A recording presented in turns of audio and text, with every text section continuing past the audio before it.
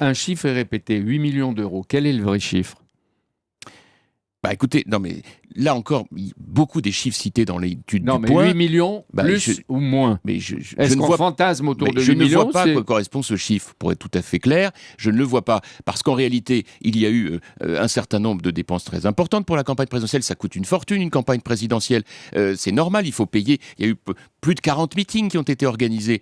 C'est à chaque fois des coûts importants, mais d'ailleurs des coûts pour tous les partis politiques. Je veux juste dire une chose à ceux qui nous écoutent, c'est qu'en réalité, tout ça s'est fait dans une parfaite transparence. Je rappelle que les comptes de campagne, comme les comptes de l'UMP, sont certifiés, validés par la Commission nationale des comptes de campagne. Tout ça est public et connu. Combien avez-vous payé sur le budget de l'UMP et combien sur le fonds de campagne de Nicolas Sarkozy, vous savez?